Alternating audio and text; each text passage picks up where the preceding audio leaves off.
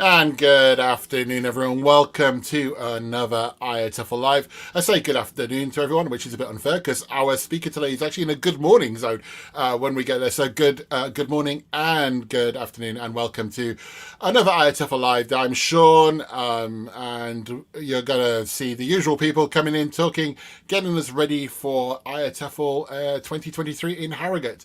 We've got a number of live streams coming up over the next few weeks. We've got today, and then we've got another one tomorrow and more next week. So hopefully over the course of the next few live streams, you'll get to know a little bit about our plenary speakers and a little bit about conference.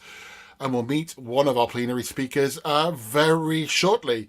First up, though, John, are you there? You're going to bring us up to date with some IATEFL stuff. Let's see if John is around. Let me add him to the stream. John, there you are. Hi there. You got me worried. I thought you were going to introduce me as a plenary speaker. No, John, the plenary speaker. I was terrified. There's something to aspire to. If One day, many years from now.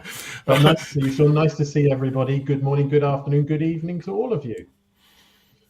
Oh dear. So Harrogate, we're nearly there. I know. It's getting very close now. For those of you who are still to organise and to book your place at the conference, it's from the 18th to the 21st of April, with lots of pre-conference events organised by our special interest groups on the day before the 17th of April. So this is a great opportunity for you to find out a little bit more, as Sean said, about our plenary speakers. And don't forget to visit our website to find out more about the rest of the conference, the 4 days of the programme. Sorry, I was actually fine. I was looking. No. I was looking for the website. I thought, he's going to ask about the website. So actually, what I made was a little conference, little banner there. Or see, I was on top of things this time around. So so we are going to bring you today. We've got Ofelia coming up tomorrow. A slightly different time in our live streams. We've got one at 5 UK time, 5 GMT. We're going to meet Leslie and Awad. And then next week, we're going to meet Evan. And then by the end of the month, we'll meet Divya. There we go. All the plenary speakers, all 5 of the plenary speakers. So we're going to find out a little bit about each of them over the next few live streams, as I said. And hopefully that will whet your appetite. If you haven't already signed up for conference, then you'll be interested in what they have to say, what their plenaries are going to be.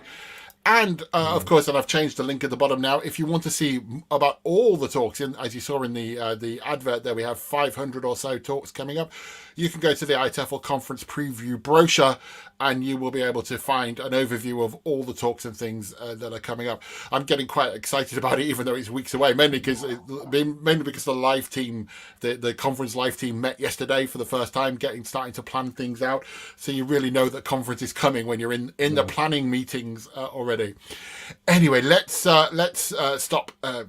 You get to hear John and I every time, so let's introduce one of our favourite voices. As I said, the team is back together, getting ready for conference. So Georgia, welcome back to the live stream. How are you doing? Hello, Sean. Hello, John, and hello to our lovely audience. I am going to say that even though it's February, Happy New Year to our audience. I'm not sure you can say that in February. We were having much debate about this before we went live, about whether you can still say Happy New Year to... I should say it's probably better to say Happy Birthday to me, because it's almost my birthday, so it's better than Happy New Year. No. Happy early birthday. 21 once again. 21 once again, yeah, obviously my face shows that. So anyway, before I hand over, just say hi to Mustafa, who said afternoon to us, and Habib, hi, how are you? Georgia, shall I leave it with you? Shall we meet our first speaker? So I'm going to drop us out, put Ofelia in, and there we go. Over. Lovely. Thank you very much, Sean. Thank you very much, John. And let's welcome Ofelia García. Dr. Garcia, thank you very much for joining us. Welcome and good morning. Gracias, Georgia. I'm very happy to be with you. It is early in New York, but I'm glad to be making this connection with all of you. I hope it is not too early for you, though. No, it's not early. It's 9 a.m. I should have been out by now. Excellent. So welcome to our IATEFL Live. I was going through your plenary talk and the description as well. But before we go to that, for the people who might not be familiar with your work, can you tell us a few things about your work? Well, as you can tell from my hair, I am not a young woman, and therefore I have spent many, many years working on the teaching of languages in the plural, and basically on working on bilingualism. It is part of my life. It's part of who I am. And it is part of what I've done. I have been a bilingual teacher. I always say before anyone even institutionalized it, I have been a teacher of teachers, and I have been a teacher of researchers. So that has been my life work.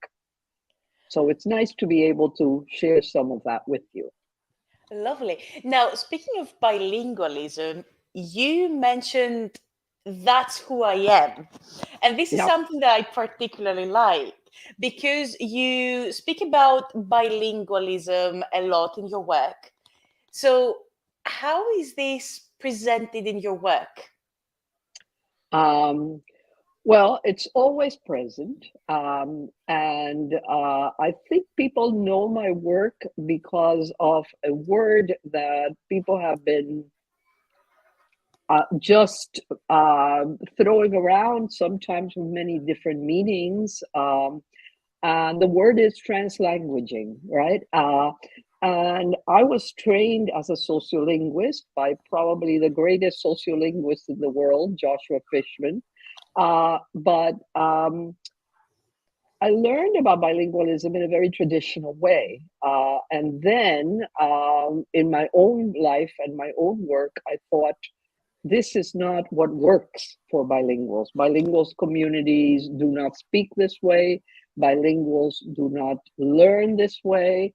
And therefore, what can I take from all that he taught me and then extend it to my own community and extend it in ways that disrupted a little bit? And I think that the whole translanguaging trend has been helped by the fact that the world has come together and that we have seen, heard, felt the presence of many multilinguals. And to me, the teaching of English is important because the teaching of English has the seeds to make sure that we think of people who are learning this concept, this construct that we're calling English, to first of all think that when we do that, we are indeed developing bilinguals, and then to remember, which is the most difficult thing sometimes to remember, that the people who are learning this construct that we call English are usually bilingual, multilingual themselves. So this language that we all teach and we're so proud of is being done, spoken by many, many people around the world in many, many different ways. So the way in which we think about both the language and the teaching of the language and the learning of the language has to change appropriately to incorporate all these different language practices that people infuse into what we call English. I absolutely love the idea that we are keeping our identity when we're learning a language, because I think that for many, many years in the past, the idea of becoming someone else by learning another language was a prevalent concept. So my main question is, how has the idea of translanguaging started? Oh, that's easy. It started because, first of all, it started, and I always have to say this, as we all know, the term was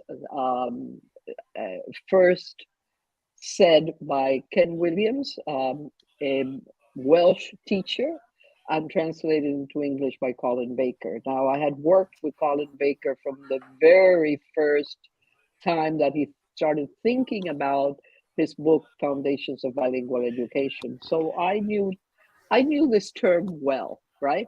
I did not and then when I wrote my 2009 book on bilingual education in the 21st century, I then applied this term because I had many links to this term, not only to the teaching of bilinguals, but also to bilingualism itself, right? How do you then think of bilingualism simply not just as having two boxes, which is the traditional way of looking at those of us who are bilingual, multilingual, boxes. These languages are boxes. Instead, looking not at the language, but looking at ourselves, at what we do with that language, right? And once you think of that way, then you know that the image of the boxes does not work. And I often talk about the image of a string of pearls. And what you're doing when you're teaching a new language is you're adding new features, new pearls to the string that we always have, right? Whether what you hear right now from me is what you call English, I always have my other languages within that string, right? So I think it's a very different conception of bilingualism.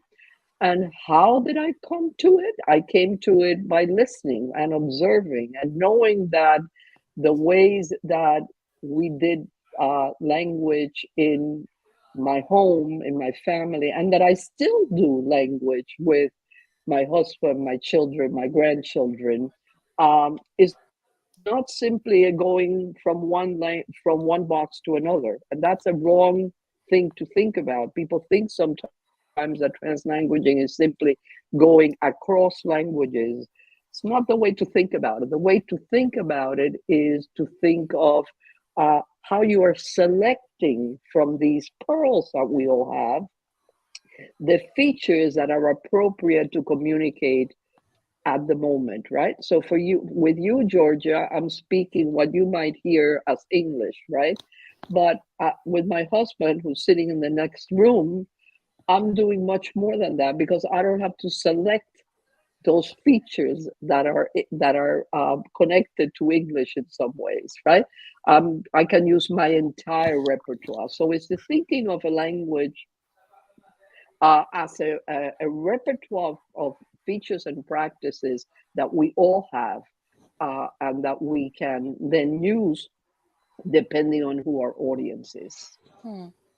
Now, you mentioned in the summary of the plenary, you mentioned sociocultural consciousness. Mm-hmm. How is sociocultural consciousness related to translanguaging?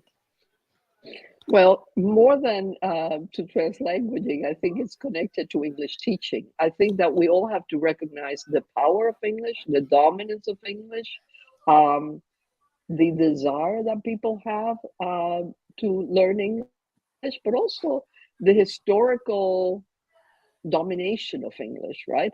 And I think it's very important for learners to also have a historical consciousness, a sociocultural consciousness of how this language has operated in the lives of others.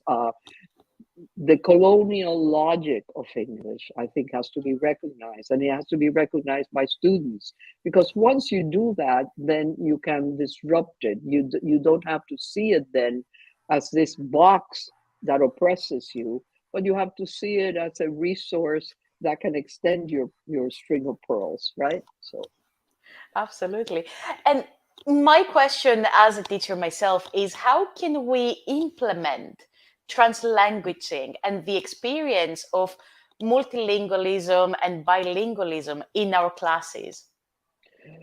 well, I think that's always difficult. It's difficult because the policies, the language education policies, sometimes follow people. In other words, we sort of think of language education as something that exists outside of people, right? So that we have set it up in a way that the policy is either only uses language or if you're doing it bilingually, completely separate the languages and never let this language contaminate that one. That's it. That is the thinking, right? But that should not concern us. What should concern us is how do we leverage our entire repertoire of resources? How do we then take what we have and apply it to really developing facility in doing language in different kinds of ways, right? So that's what motivates us, and that I think what has to be implemented. It's not easy because sometimes the policy in schools, the textbooks in schools, mitigate against this. But I think that with teachers who are reflective and who can think of what the students need, put the students first, I think that there are ways of having pedagogical practices that open up these translanguaging spaces. Look, I'm not saying give it all up. What I'm saying is you have to be conscious of when to open up these translanguaging spaces, because you as a teacher should not be following a book that someone wrote and that a publisher is making money on.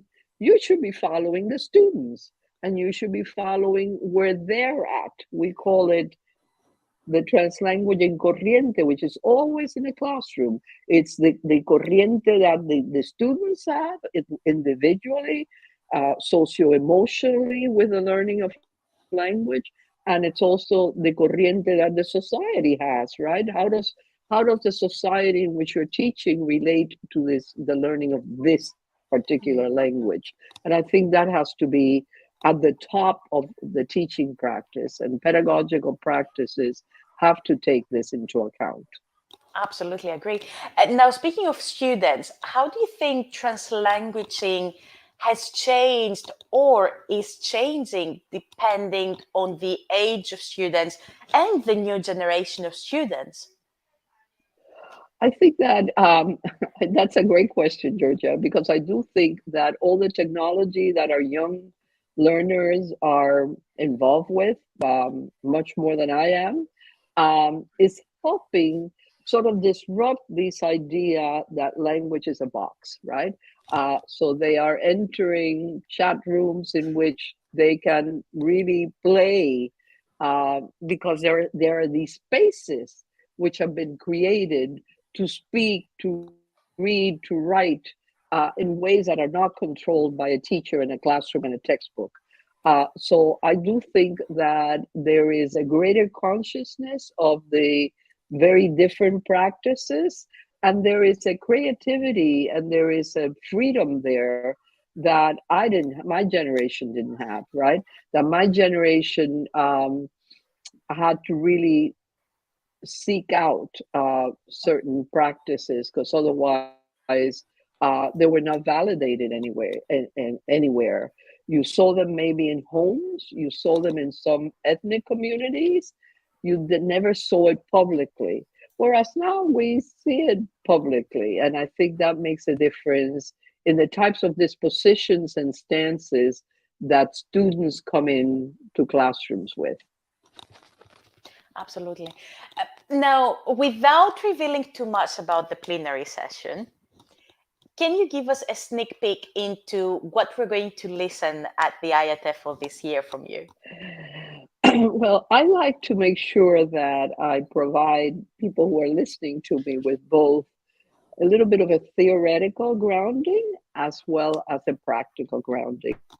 I know that most of your audience are going to be English language professionals, mostly practitioners. So I'm hoping to share with you the life of one teacher in one classroom, and to show you how she has done what you just asked me. That is, how do you put this into effect in a language classroom? How do you go beyond the language you're teaching, English in this case, go beyond it in ways that really recognize your students' practices and their doing languages? how do you make sure you decurricularize, if I can use that word, um, English itself, because English is much more than what is in a textbook.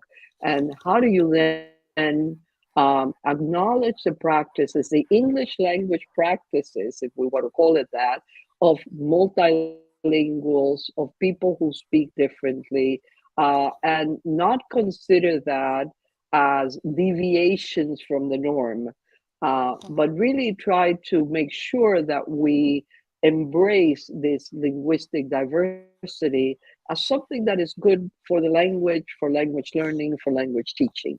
So that will be um, what I want to do. What I want to do is show how it happens in one particular classroom, and then hopefully have the audience and the teachers think of how that may relate to their reality. Because another thing that I want to make sure that people understand is that um, you cannot follow a model, a prescription on how you teach languages. That all has to be, you have to have some principles, yes, but aside from the principles, you then have to adapt it to uh, the people you're teaching. And every classroom is, as you very well know, Georgia, different. So yeah. That is so true. And I really like the questions that you have set out. So we've talked about reflection and adaptation a lot. And I think that these questions that you set out to answer with this particular teacher are very important. So I am so looking forward to the plenary session to see how these teachers have actually worked on these. Good. Thank you. I'm looking forward to meeting all of you there in a place that I confessed to you before that when I got the invitation, I didn't know where Harrogate was. So I had to Google it. But that is just our ignorance on this side of the Atlantic. So, yeah. No, not at all. Is there anything that you're looking forward to most in this year's conference? Well, I'm looking forward to meeting all of you. I'm looking forward to thinking of how this might differ from TESOL, which is on this side of the Atlantic. My husband is coming with me. I'm looking forward to being in the UK and having some tea and walking around. I think that will be very revealing to me. And I always look forward to visiting other places because I learn more from all of you than you will ever learn from me. So thank you for the invitation. Well, thank you. Thank you for joining us. No, thank you. I'm sure you will enjoy Harrogate, as we were talking about beforehand. High tea at Betty's will be that. Apart from your plenary, of course, will be a highlight for you during the conference. So I just found that fascinating. The strings of pearl analogy is a really interesting one that I'm going to have to ponder, and I'm already looking forward to 9 a.m. on Friday, the 21st of April, when you will be taking the stage, and we will be learning more about translanguaging and teaching English as a foreign language. I know. Thank you so much for your time. I know that you do have to run, and you gave us your time, and you have a day ahead of you. So thank you so much for that. I'll drop you out the stream now, so you can do your running, and we'll see you in a few weeks in Harrogate and enjoy a cup of tea together. Thank you so much for being so welcoming, and it's nice to have shared with you a little bit before that day. So I think the whole point is to whet appetite, and I think you've done that. Goodbye, Ofelia. Have a good day. Thank you very much. We will see you in Harrogate. Interesting, huh? I just find it that the area of translanguaging I kind of is one of those things I know about because you kind of read and hear about it but actually reading it, hearing it in more detail is.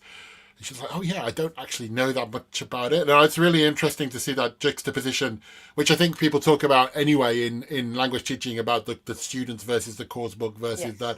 But I hadn't thought about it from the bilingual point of view or the course point of view. So I think that's interesting.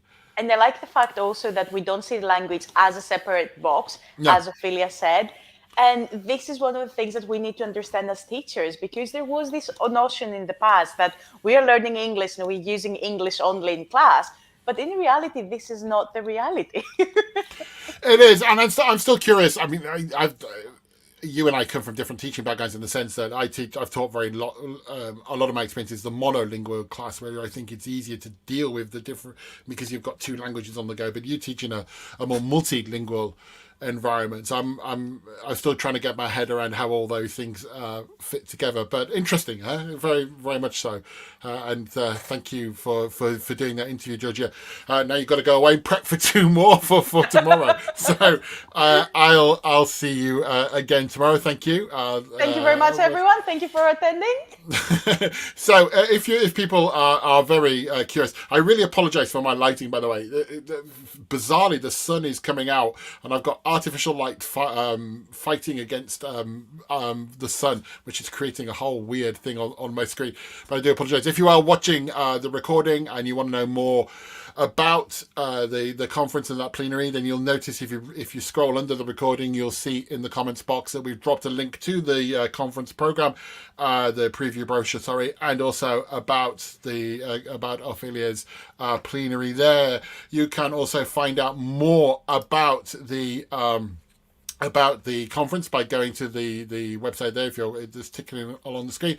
And if you want to know more about Ofelia and her work, this is her website, and you can go there and find out more about it. As I said, she is our plenary speaker on Friday the 21st of April, so she'll be waking us up in the morning where we talk about translanguaging and teaching English as a foreign language, and I am thoroughly looking forward to hearing more about it. If you have watched the stream, or are watching the recording, or you've joined us late, let me remind you that we are, this month, we're introducing all the plenary speakers at IATEFL, or 5 of them. Oh, wow, John, that was brilliant. You didn't know I was going to do that, and he cued it straight on screen. And tomorrow we are having another live stream at 5 o'clock UK time, GMT time, where we will be meeting Thursday's speaker, which is Leslie, and our other plenary speaker on Friday is Awad, and they'll both be joining us tomorrow. And I think also tomorrow we'll be learning a little bit about the BSIG pre-conference event. And then next Tuesday the 14th of February, I think some people normally call that Valentine's Day. You can spend Valentine's Day with Evan and probably Georgia talking about his plenary English for the workplace. And then finally, at the end of the month, I think that's going to be on the 28th, we'll be meeting Divya, and she'll be talking about coaching and mentoring. And we'll be doing lots more live streams throughout March as we get ready for Harrogate 2023, which, as John said at the beginning, is obviously from the 18th to the 21st, as we talked about in Harrogate. And on the day before, you've got the pre-conference event. So you can find out much more about those, about all that at the website that's going across the IATEFL.org conference preview brochure. And if you can't remember all that, just go to IATEFL.org and follow the links. So, ladies and gentlemen, thank you so much for joining us today. Thanks again to John, Georgia, and of course to Ofelia for her time today. We hope you enjoyed meeting the first of our plenary speakers. Join us again tomorrow when we'll meet 2 more. Goodbye for now, and have a good rest of day.